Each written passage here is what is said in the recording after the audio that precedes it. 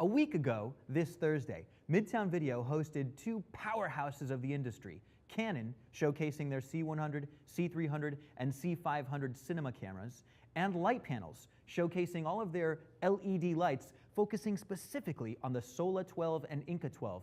These are 12-inch diameter HMI Fresnel replacements. These are LED lights that you're going to throw your HMIs out for. If you don't believe me, stick around until the end of this segment, and I'm sure we're going to make a believer out of you.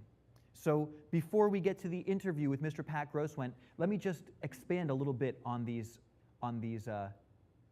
lights, the Sola 12 and the Inca 12. Inca for incandescent, that's your tungsten light, tungsten balanced LED light. Sola for, daylight balanced, 5,500 degrees Kelvin. These lights are 35 pounds, all right? No external ballast. There is a removable power supply, which is about 12 of the 35 pounds. So if you wanted to really get light, you'd take the removable power supply off, and now you're down to something like 23 pounds just in the light that you're hanging, 12 pounds in your power supply. I like to keep them together, makes it simple, makes it easy. These are Fresnel lights, which means they've got a lens. They allow you to use the lens to focus the beam. Now, because you're no longer using fragile, breakable glass lenses, you're using hard plastic lenses that ship with the light, you've got a lot more control and you're a lot less nervous about focusing your beam. You don't have to just leave one lens in that light the whole time. You want to spread it out, put your wide beam in there. You want to spot it up, put your spot beam in there. The coolest part about these lights is that they're equivalent to a 2K output HMI, but they have all of the light cool properties of an LED. So to illustrate that, Mr. Lukey Chong, can you please bring up Power A? Let's look at the first power slide. This is the new method. This is using Inca 12s. All right, what you've got here are 6 Inca 12 lights. Again, the equivalent of 2K HMI in light output. However, the equivalent of only 3 watts, 3 amps in power draw. That means on a single 20 amp circuit, you can stack up to 8 Sola 12 lights onto a single 20 amp Edison circuit, all right? So to put this in perspective, if you wanted to have 6 traditional HMI lights, you would need a 20 amp service for each individual light, all right? So you've cut your power requirements to 1/6 of your original power requirements. That's something like 85%. If you've got a permanent studio and you're considering some new lights, you can look forward to about 85% cost savings in your electricity bill just by going to these LED lights. Your gaffers are going to thank you, your grips are going to thank you, and your PAs are going to thank you because you no longer have those giant heavy ballasts. You've got one 35-pound light. Throw it up on a C-stand or a rolling Mambo combo, something like that, and it's really easy to move around.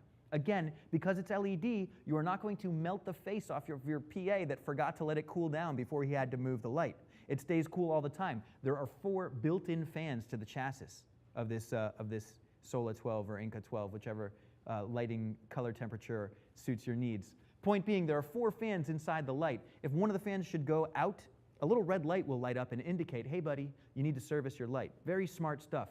They're all DMX controllable, so you could control all of those 6 lights. They're hung up in your awesome lighting grid, one control panel, and well, enough of me talking about it. Let's hear what Litepanels co-founder Pat GrossWendt has to say.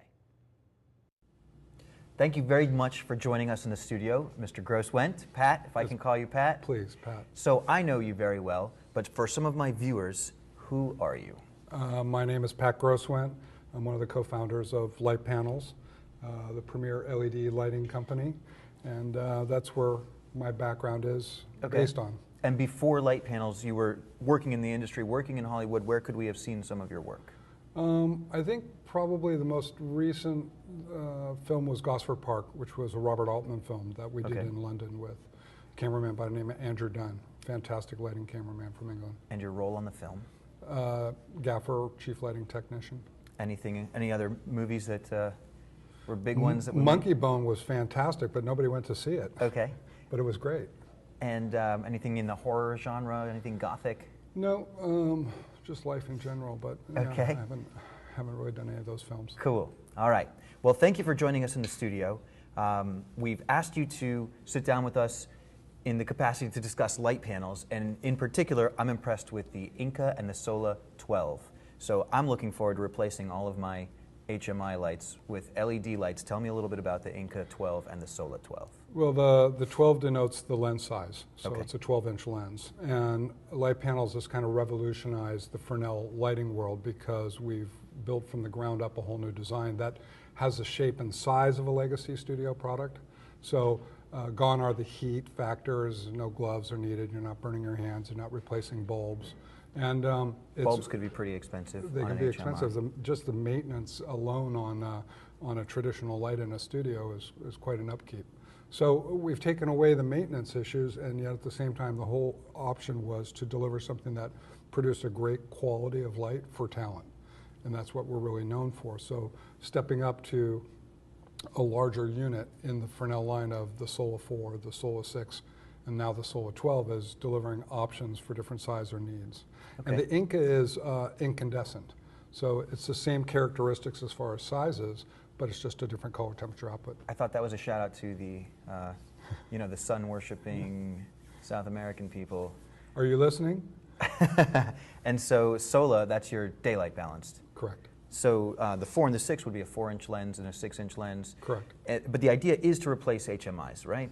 Well, it is if you're using daylight, because the only way to get daylight is with an arc or an HMI or a dichroic bulb that's tinted blue to create more of the white light spectrum. Okay. And so the one thing that's of value is daylight has a better spectrum in regards to color representation. So skin tones, clothing, set pieces, they all look very vibrant into their true color when you're using daylight. The camera loves 6,000 Kelvin daylight balance. The Sure. monitors love 6,000 daylight balance. So being able to mix in the issue of, I like that quality, but the only way I can get it was with HMIs. Now you can do a studio, and many around the world are doing it with our products, where they're going to a daylight spectrum, and the images look 10 times better. It's not as much red as tungsten. The tungsten tends to kind of mute the color with red. So it's a great option, having both choices. So with a 2K HMI, I'm used to having 3-phase power, 20 amp circuit, just for each individual light. Tell me about how the Inca or the Sola 12 has an advantage over that. It's equivalent to 2,000 watts, but it's 350 watts power consumption. Okay. So it's a huge savings, and it's not generating as much heat. For the most part, sometimes people forget that if you have a dimmer and you're running your light through it, that if you've got a 2,000 watt light through a dimmer, but you're only using 20% of it, that you're only using 20% of 2,000 watts. But the dimmer's using all 2,000 watts. So there's a huge heat factor there. And let's face it, traditional studio lights are just basically big pieces of metal that are producing visible heat. And it's a lot of waste. It's between 70 to 90% of it's wasted, and the rest is visible light that we see. So this is real groundbreaking in regards to delivering really good quality light output with low power. So the old HMIs, I've seen statistics that it's like 6% of the energy created is light, and the other 94% is heat energy. What is the percentage of heat versus light in the Sola 12? It's in any of our products using this technology, we're looking at anywhere from 70 to 90% energy savings, which is meaning you're getting that much in actual light output for the power you're using. So That's a dramatic difference. Yeah, it just turns it upside down for anybody that's looking at, putting lights in their web studio or in their school or in their university, in their churches, in their newsrooms, whatever it is. It's a great option because that space may have not been designed to have the usage of a lot of heat being generated. The air conditioning is not there, or power plugging in. You're stringing extension cords from other rooms. How many units, how many Sola 12s could I plug into a single, say, like Edison 20 amp circuit? Real quickly, I think it's around 6, because 350 watts each times 6 is about 900 watts. 19, 200, about a million billion. Any help by from my the audience? I think we're right. So you can plug 6 2K HMI equivalents into a single Edison circuit. Yeah, and that's why it's so exciting for a lot of people when you're talking about production that's working on a tight budget or not a lot of man or women power available. You're looking at something whereas now you don't have to run a generator or a putt-putt, if you will, extension cords, cable, distribution boxes. Plus you don't have to run the ACs to cool off all the lights. Exactly. A tremendous energy savings. It is a tremendous thing. It's funny because a couple of people have mentioned us, hey, we're in Fargo, North Dakota, and we use those lights to heat our space. So, we're not really sure we want to make the transition, but in the long run, it's an option that's available to them, and it's a good one. So, Willie Lundergaard, these Sola 12s are not for you. Sorry. So, the viewers of this show are all production professionals or aspiring production professionals. Some of our guests in the past have given us little tidbits of knowledge. Do you have some special trick to help me and my viewers benefit from your wealth of experience, some little takeaway that we could use on the set? I do. I think it's amazing that you happen to have an iPhone right next to me, but I use this as a contrast glass. I keep the iPhone around at all times because our show is designed specifically for iPhone viewers. Fantastic. What do you use an iPhone for? I use it to check highlights on the set, so I can use it as a reflection. I'll look into the glass because it's got a black backdrop behind it.